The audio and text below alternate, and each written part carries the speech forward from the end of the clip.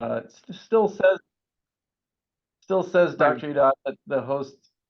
yes, yes. Let me, yeah, Try it now. All yes. right. Okay. So let's see now. Swap the display. All right. You should be able to see my screen, my title. Yes, perfect, perfect. All right. So well, let's get started. Oops. Hang on. See here. Okay, I got it. So I have no financial conflicts of interest. So this is the outline of the talk to this morning for you. The problem of uh, work-related pain and its scope, the scope of the problem, what we can do in this area, and then some research areas or ideas that I have, and then a brief history of this pretty new society, the Society of Surgical Ergonomics. So here's the problem. So this is an MRI of my neck. I've had about 3 MRIs over the last 12 years. Um, the bones are actually good. The discs are good. But about 12 years ago, I was operating. I was doing a total thyroidectomy. I did one side and went to the other side of the patient to do the contralateral thyroid lobe, and I felt like I had a Game of Thrones knife in the back of my neck.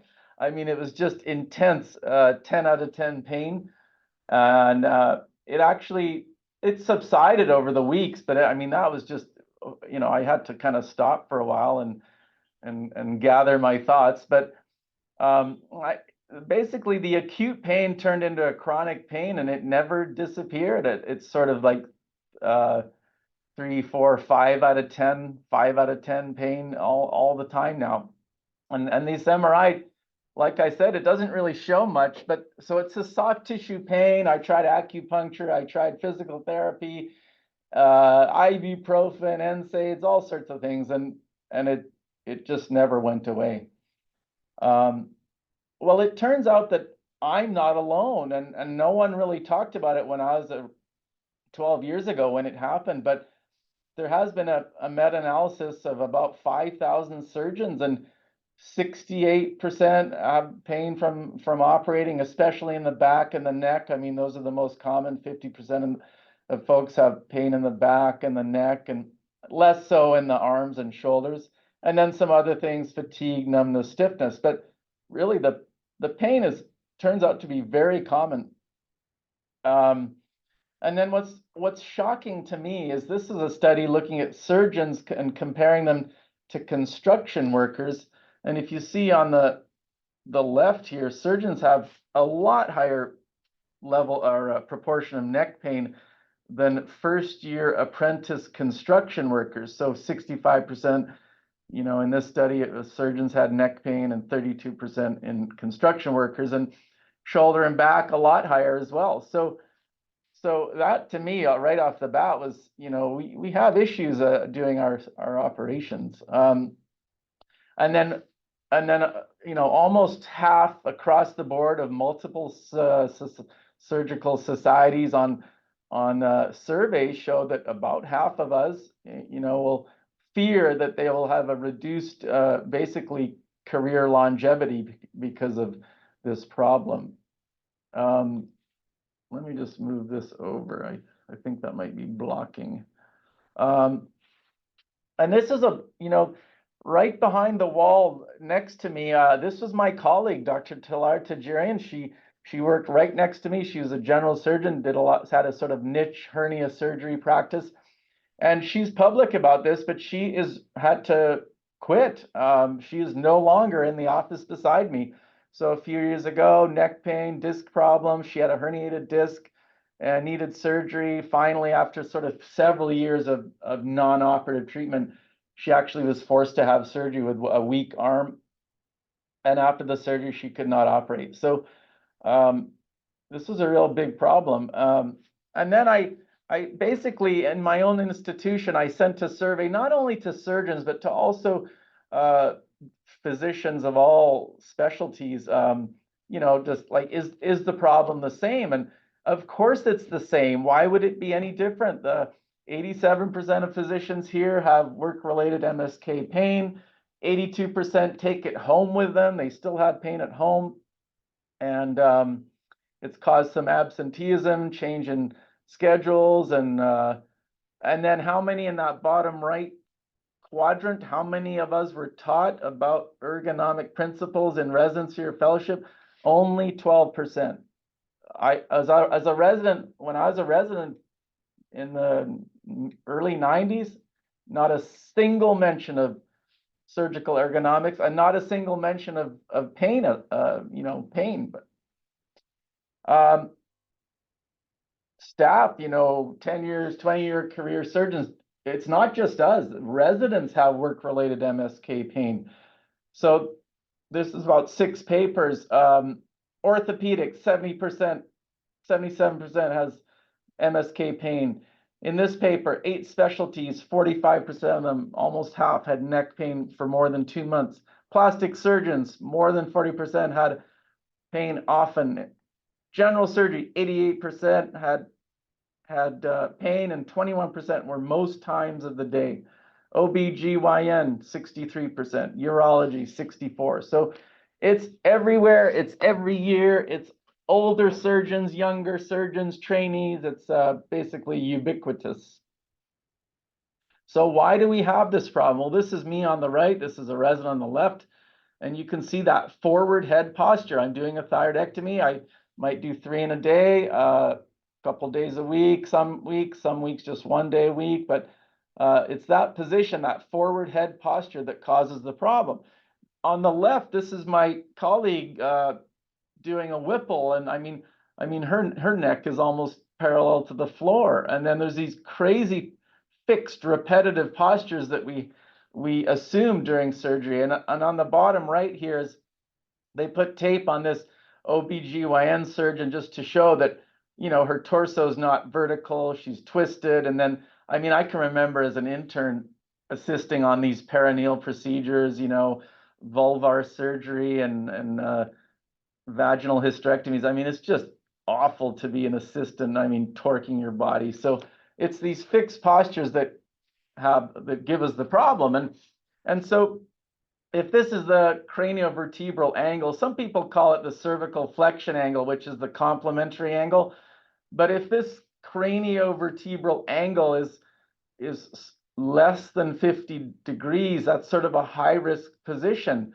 And like you saw my colleague, I mean, that was a high risk position. And a Whipple might go anywhere from 4 hours to 7 or 8 hours. And this is just a nice picture showing that as the angle of the head, the forward head posture increases, the effective weight of your head goes, you know, up by 10 to 15 pounds or for each 15 degree of forward flexion.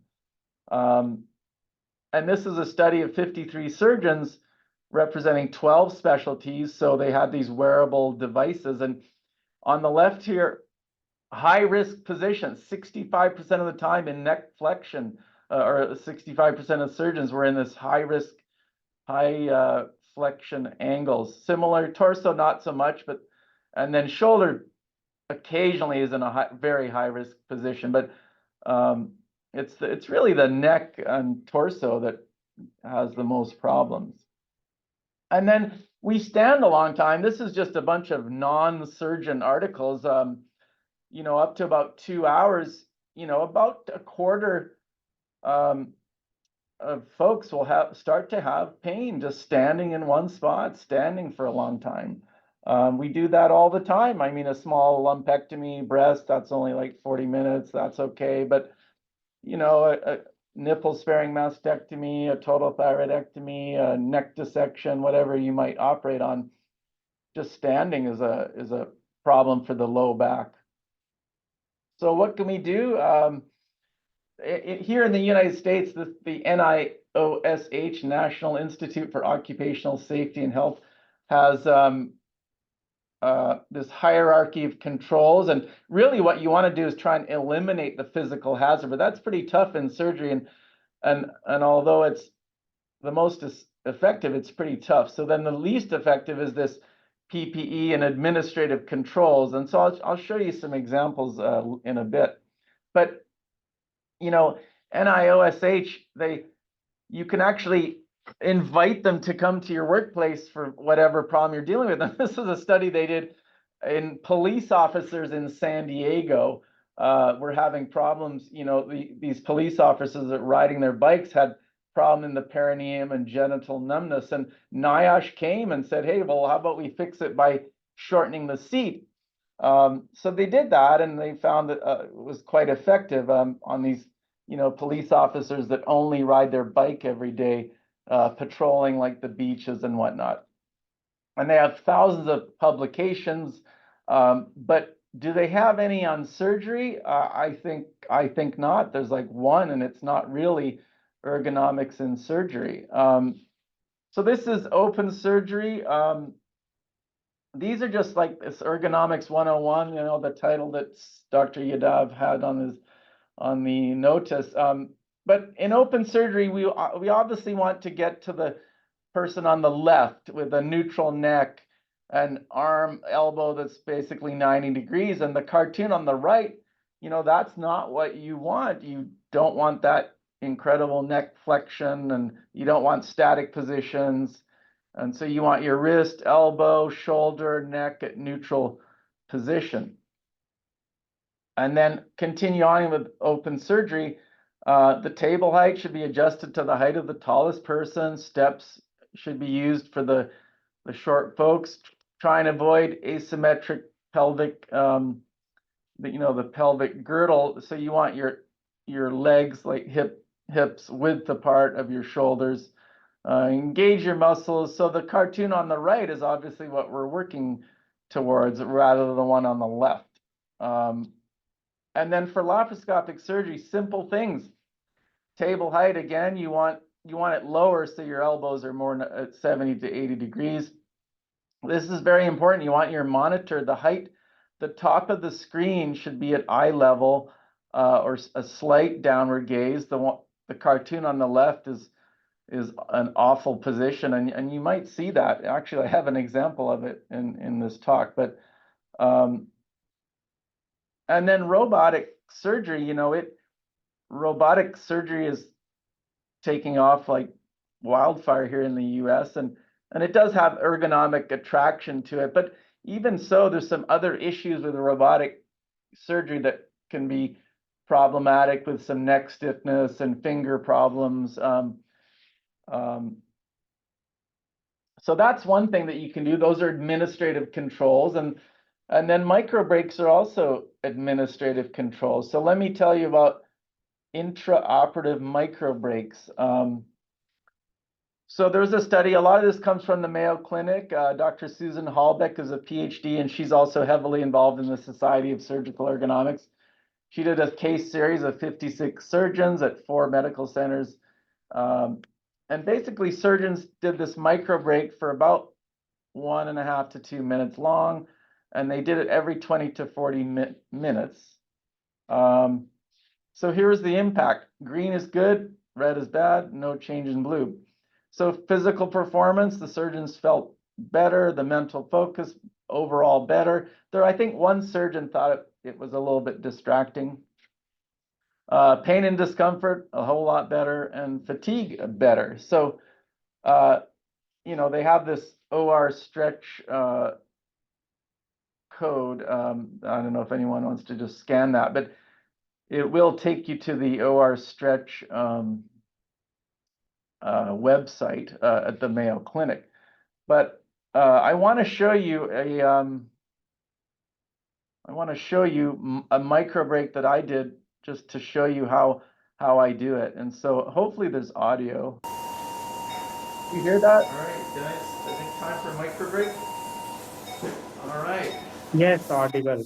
So it's basically a micro break is only a minute or two. We just put your hands at the base position, and just first, just some neck shrugs and rotating the neck.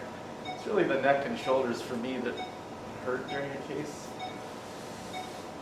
And then Just raise your hands a bit, staying sterile. Stretch, pinch those shoulder blades back.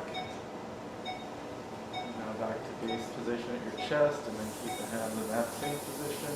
Do it once you can. I'll just pause it for 1 sec. This was unscripted. I had a brand new fellow and a brand new intern working with me on this case. And in the inset, they actually just started to do it. And in fact, everyone starts to do it in the room. So this was unscripted. Back, and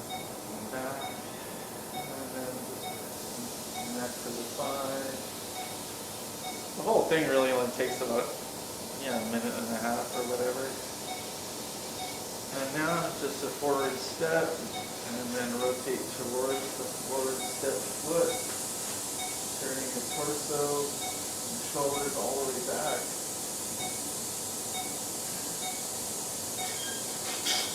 I find it really helps, during a long case.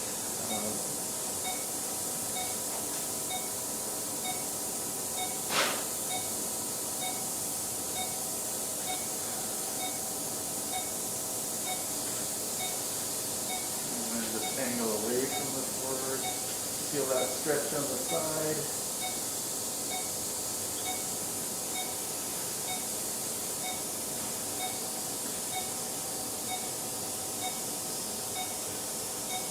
So that's about all I do for these micro breaks. I do them about every 30 minutes, give or take, at an opportune moment during the case. Obviously, if something's not going well, you don't want to leave the patient, but the patient's safe right now, and every 30 to 40 minutes, for me, it feels a lot better. And there is a great video from the Mayo Clinic that shows these stretches. It doesn't have to be so prescriptive, but they do another couple of things with their lower torso and pelvis, but I don't really do that. But I think it's a great way to mitigate these fixed postures during long cases. All right, let's resume. All right, so oops, hang on, sorry about that. I pressed end of. Let me just get back to where I was.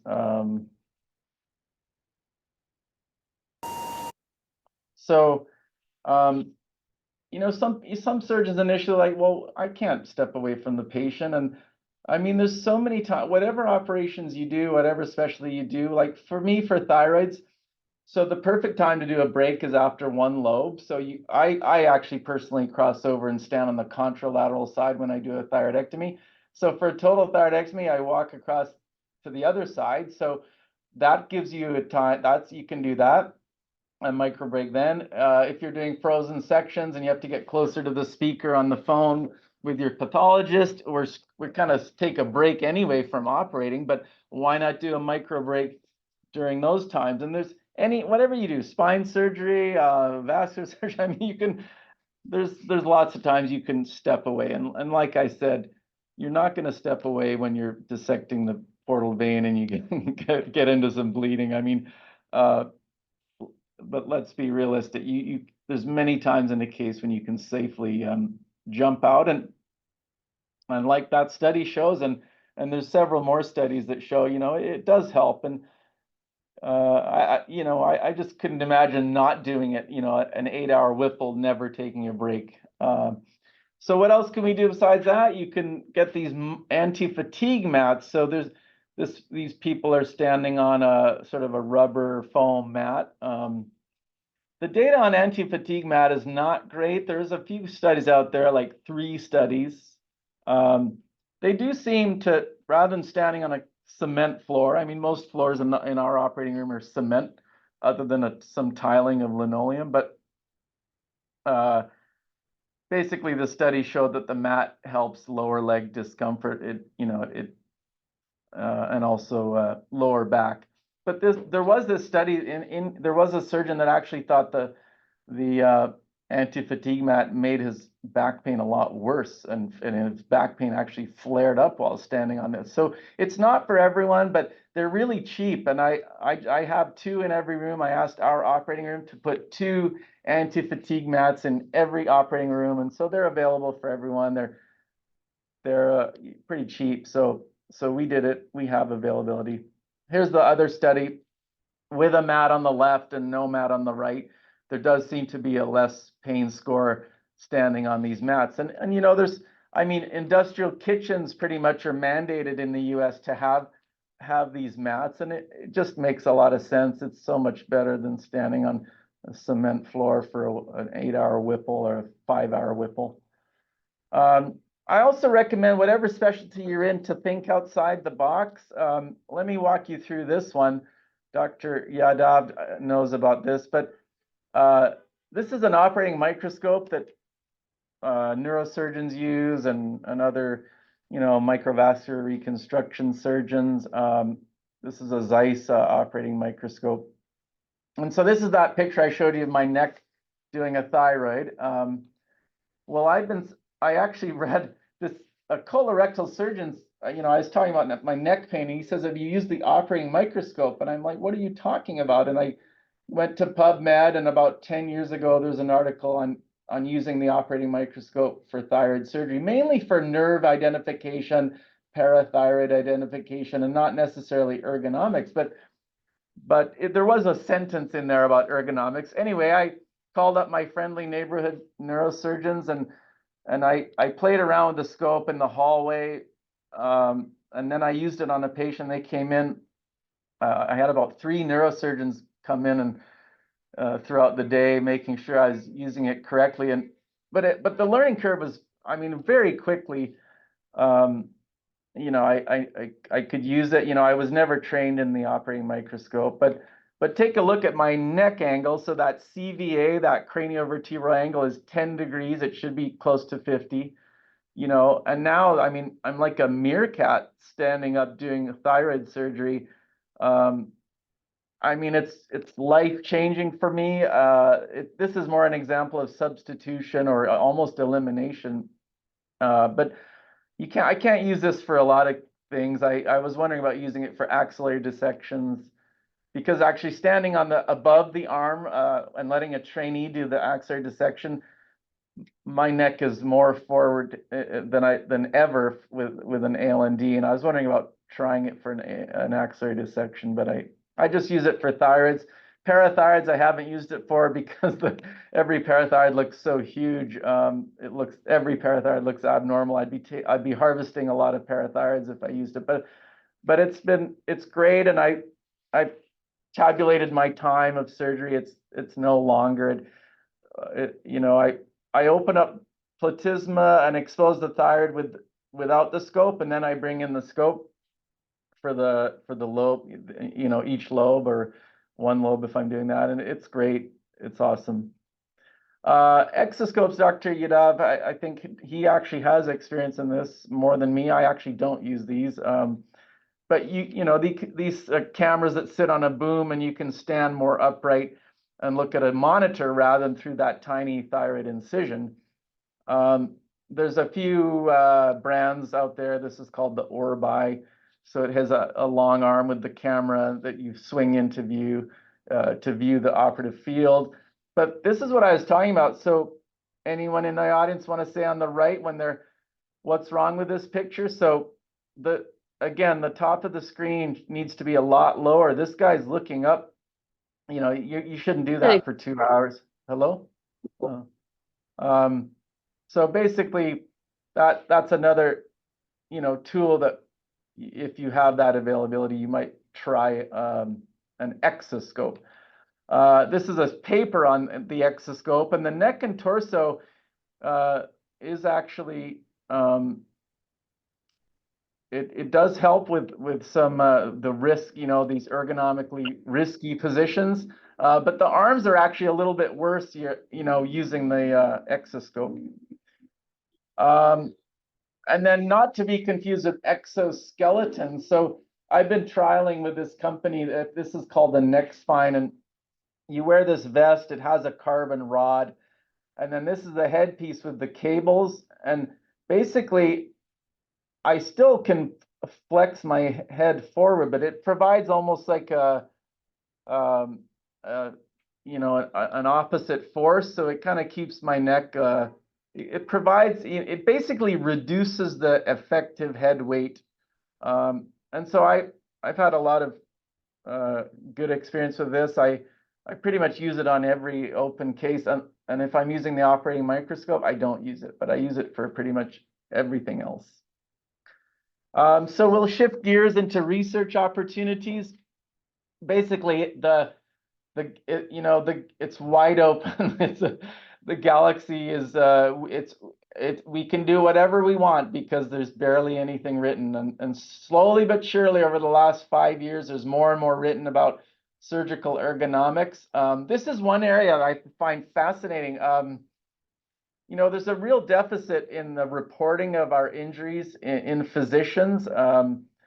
So in California, there's a workers' compensation information system. So if you're a laborer, construction worker, electrician, and you get injured, you go to your doctor and they submit, what the medical problem is, where you hurt, and all this. So this is a study with firefighters, police officers, other workers. I mean, there's thousands, hundreds of thousands of data points, and so there's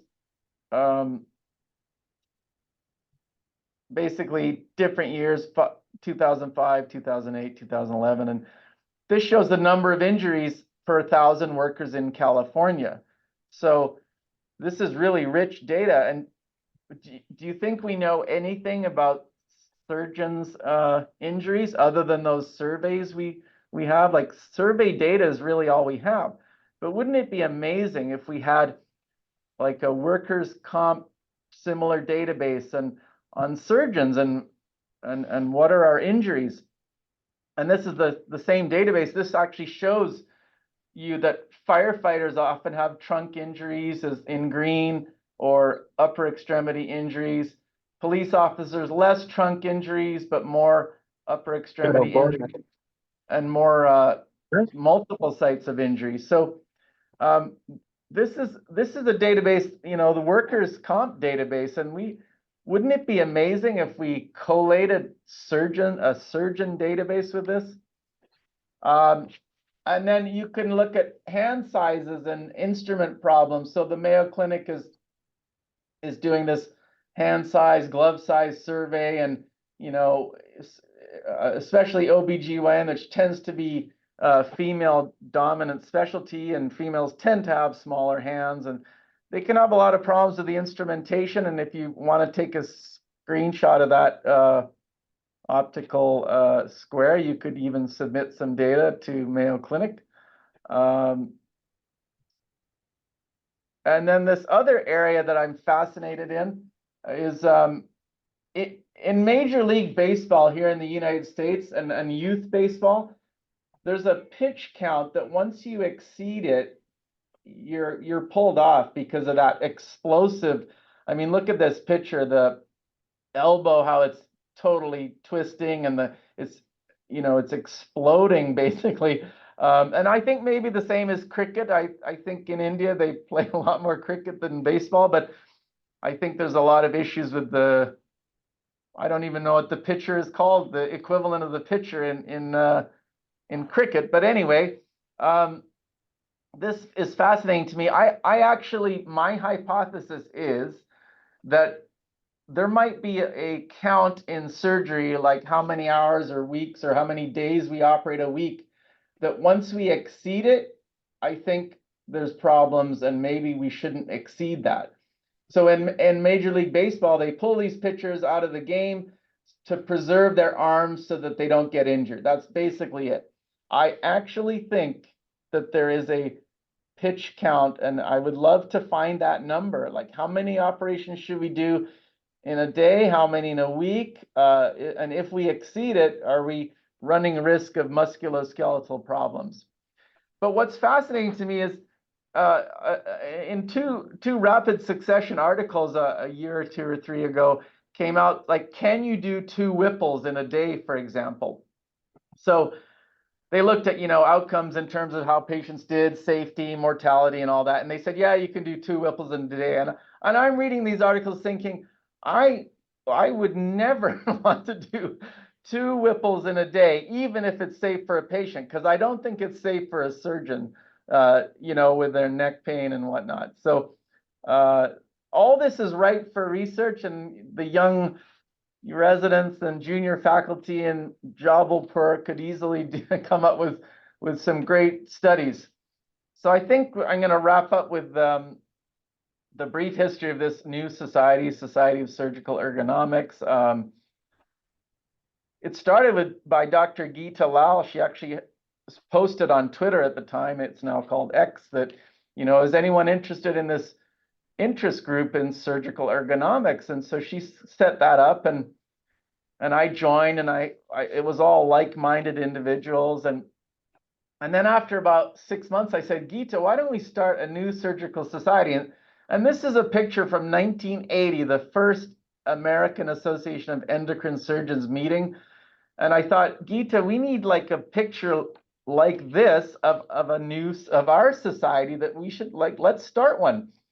So I actually submitted, I paid $30 out of my own pocket, and I sent it to the state of California. We named it after Geeta decided on the name, Society of Surgical Ergonomics. So it actually is a nonprofit society that was founded in June 25, 2021. We have a governance structure. So I used to be the treasurer. So I was one of 4 founding members. I was the treasurer for a couple of years, and then I termed out, and now I'm the head of this membership committee, and Dr. Yadav's helping me. But it has the usual governance of a surgical society. I hired about 3 lawyers because the bylaws I made were just not. I was cutting and pasting stuff from the internet, and basically it wasn't up to code for California law. So had to get some lawyers, and we basically, since September 2020, really increased our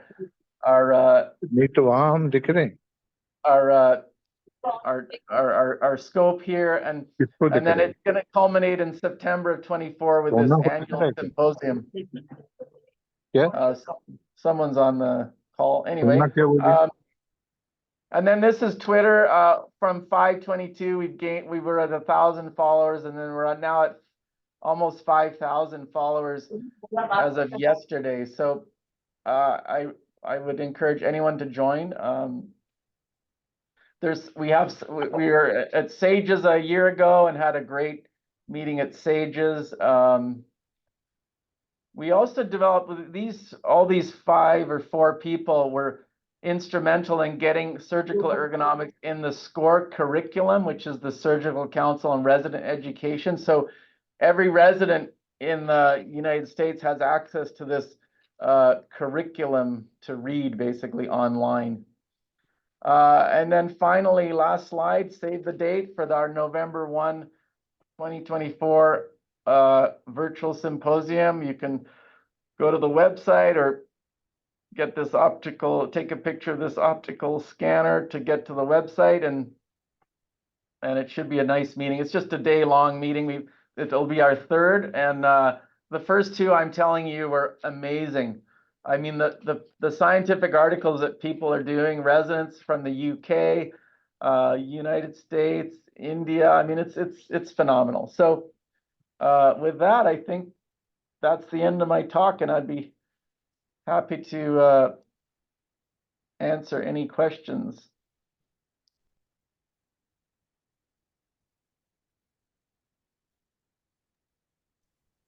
Thanks a lot, Dr. Phil. So that was very, very interesting talk. And I think most of us, most surgeons and even residents in India are not enough aware regarding the importance or what we can do about ergonomics during surgery. So now I will invite others to ask their questions and queries. Forum is open for discussion.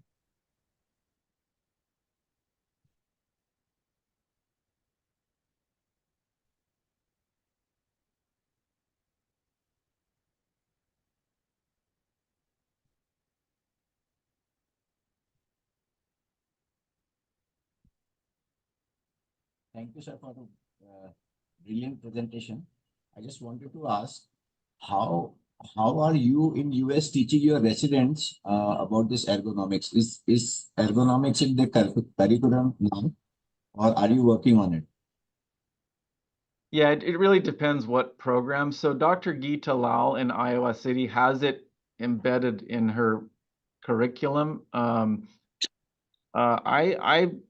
We don't have it formally, but I give about 2 talks to my residents a year, and we go over things like I just described, and they have access to the SCORE curriculum. So that the SCORE curriculum has like how to treat thyroid diseases, how to treat gallbladder disease, et cetera, et cetera. And so one of the modules is surgical ergonomics. So every resident in the United States has access to it. Whether or not it's formalized in your curriculum is a local thing. Also, I wanted to ask, I have a little bit experience of those exoscopes you were talking about, but they're pretty expensive. So is there a are you working with the insurance companies or the government that ergonomics is also very important for surgeon, for the safety of the surgeon? They should be included in the Mediclaim or the insurance policy so that the cost can be covered for using those like, exoscopes and the other things you were talking. Yeah, no insurance company here that I know of will cover that. I don't think we're there yet, and I don't think excess, once it's shown with research publications that it is really valuable, maybe uh, I still think most people, whatever health system you work in here in the US, you'd have to get your administration to buy equipment like that. I mean, working at Kaiser Permanente is a little bit different than an academic place. We can get equipment a lot easier than the physicians run this medical center, so the physicians have a huge input on what, if every year we talk about capital budget, what can we buy, what can we present as a business case. So we're able to do that. But talking to various academic folks like Dr. Lal, they have a tough time getting things easily. It takes a while. I mean, it took her a long time to get anti-fatigue mats, and those are really cheap. I got mine in about 2 weeks. So are there any websites or short courses or YouTube channels available so that we can brace ourselves for these ergonomics in surgery? You asked, are there any courses available? Yeah, small courses, short courses available. So there's so the American College of Surgeons, when they have their annual Congress, last year they had a ergonomics session, not really a course, but just come to our booth and check out surgical ergonomics. I mean, join the Society of Surgical Ergonomics and you'll be astounded. If you attend the meeting November 1, I think you'll be quite astonished on what's happening.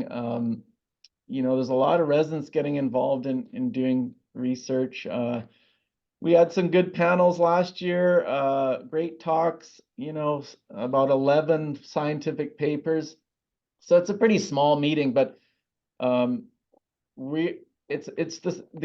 society is really put in place because of this deficit. So we're getting involved in all sorts of endeavors. So and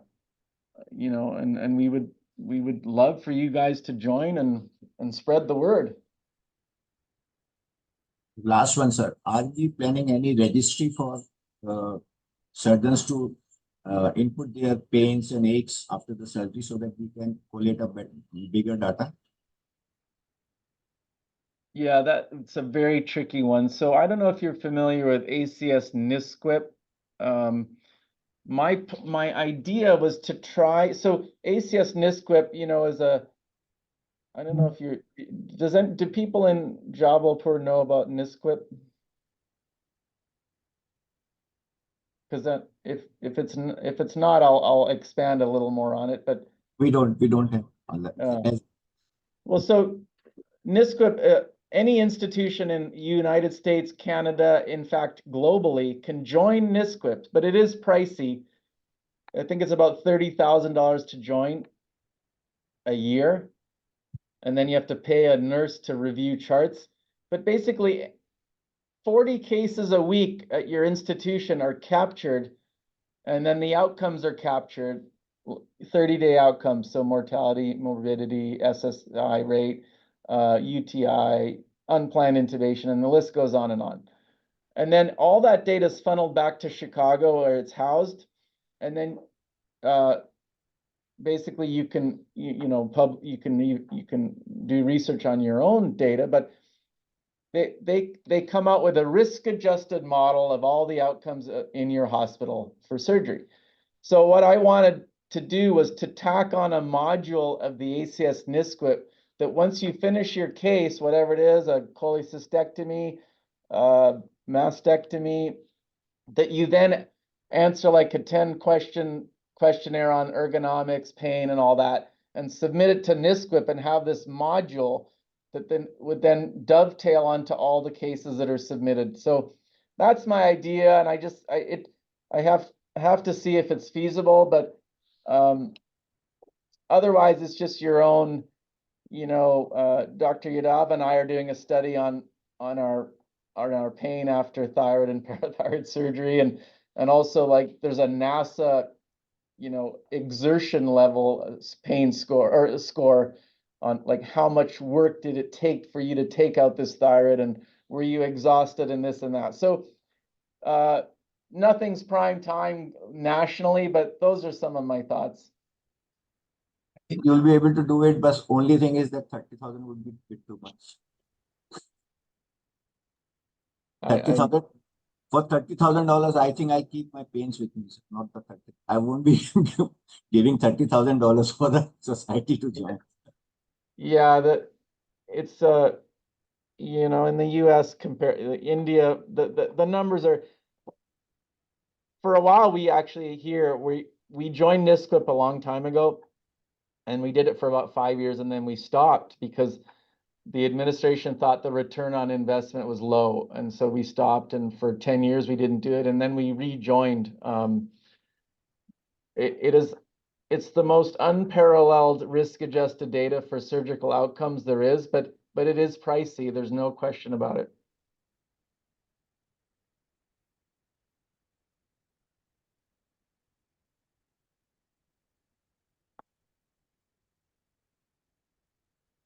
Any other questions? I didn't even open the chat, but I guess says residents can type their questions. Yeah, any resident, ask me a question. Someone out there. It's Sunday and you're at work, for God's sakes. You're at Sunday school. You need to ask me a question.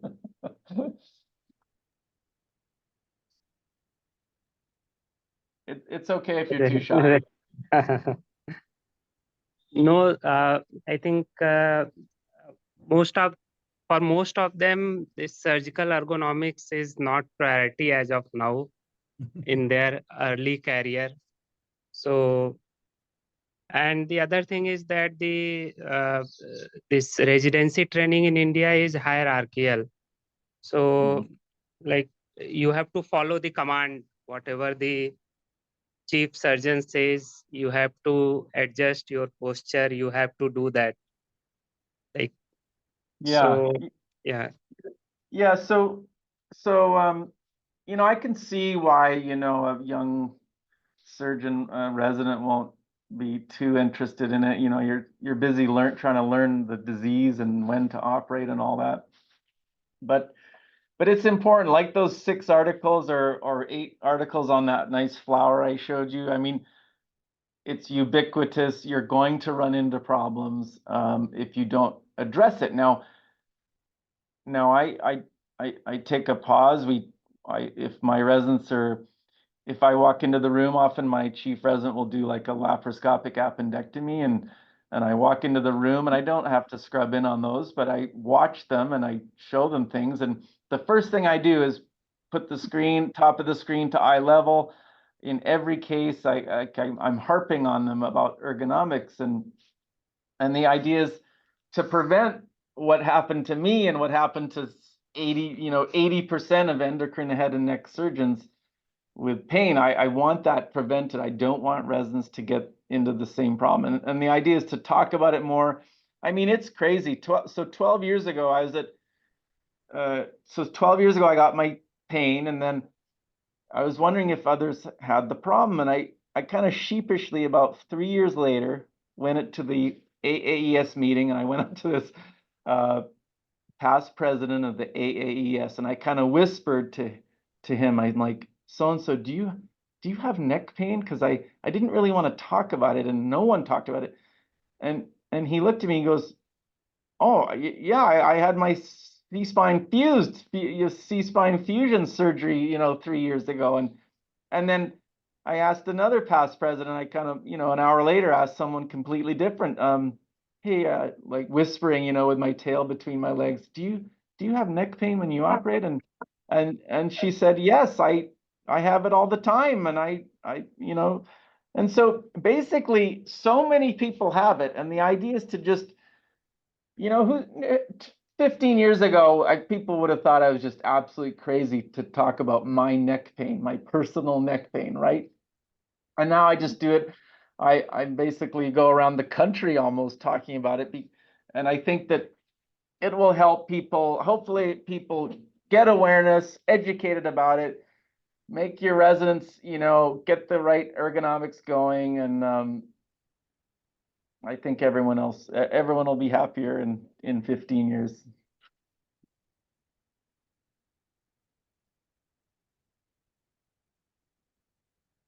Yes, yes, very true. So one resident, Dr. Ashish Gupta, he is our third year resident, meaning senior most surgical trainee. He has asked, does ergonomics affect operative time and performance?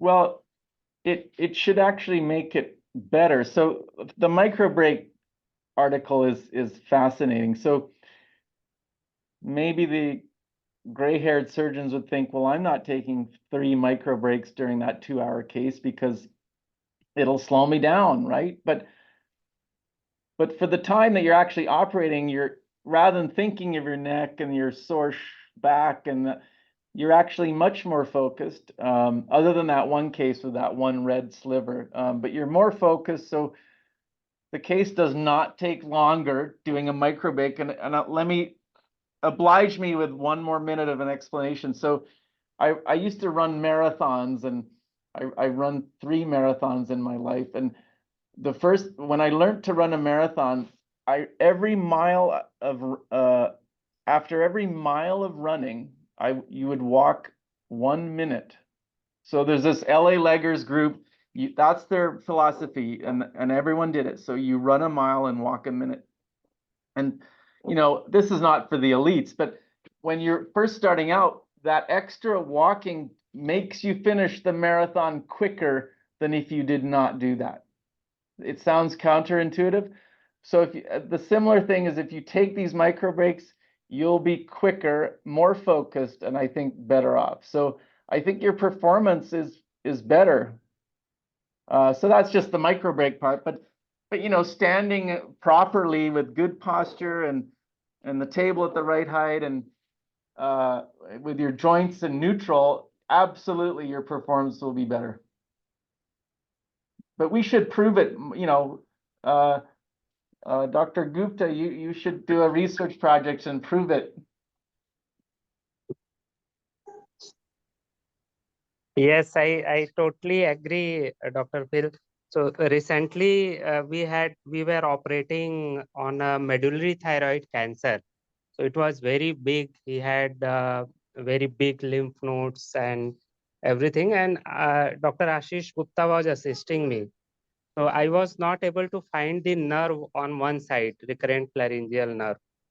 So we were searching for like half an hour. We could not find it. Then I told him, okay, let us take a break.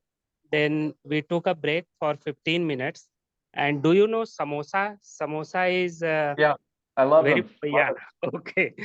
So we had tea and samosa. Then we scrubbed back again. And within 2 minutes, we found the nerve.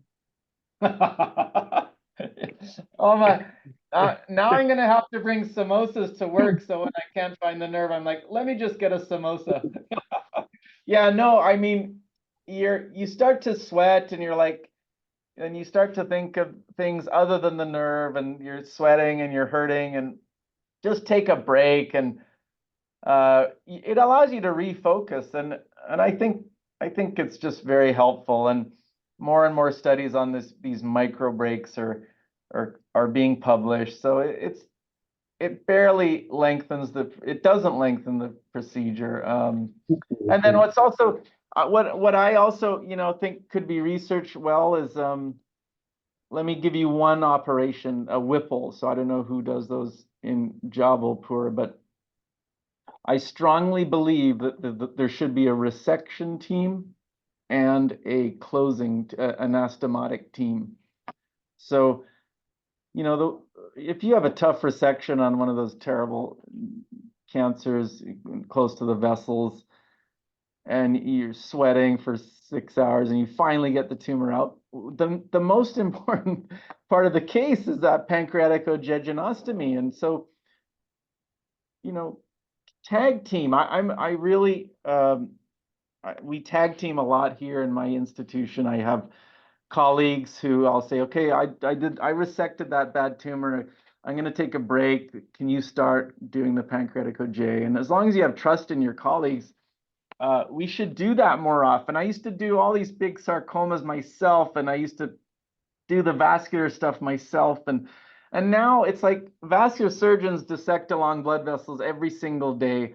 I don't, and they're just better at it. So why not have the vascular surgeon come in early for this big retroperitoneal sarcoma and just do it better, tag team, have a colleague help. So yeah, those 2 Whipples a day I thought was crazy, but if you're going to do that, have teams, maybe a resection team and an anastomotic team, and because again, you're going to hit that pitch count. You're going to exceed the pitch count. What's a pitcher called in cricket? What are they called? Who Bowler. throws the ball? What are they called? Bowler. Oh, the baller. Nice. Yeah, so we are having T20 World Cup in US this time. So maybe you will become familiar with cricket also. Well, it's funny. My parents are both from England, and I just don't I was born in Canada though, so I'm Canadian, and I don't know cricket at all, but you think I should. I don't though. Okay, so I think we have taken enough of your Saturday evening time. So I would invite Dr. Vishal Kalia sir for closing remarks. Thank you, Dr. Philip. It was really interesting and enlightening presentation. And as a surgeon, we usually, or I would say almost never, we give thoughts on our ergonomics because we are so concerned with our patient care and number of surgeries we can do or how should we be doing it. But I think it's time now that every surgeon should get familiar with good ergonomics, and I highly recommend everyone to join your society. And I also request Dr. Sanjay, if we have one in India, it's good. Otherwise, it's time we start Indian chapter of surgical ergonomics in India also. And thank you, Dr. Philip, for giving your valuable time on Saturday evening. Enjoy. Oh, my pleasure. Thank you very much. I really enjoyed it, and I wish I could have met more people on their videos, but one day maybe I'll visit Central India. You're most welcome, sir. Be our guest. All right. Well, take care, everyone. Thank you very much. Bye.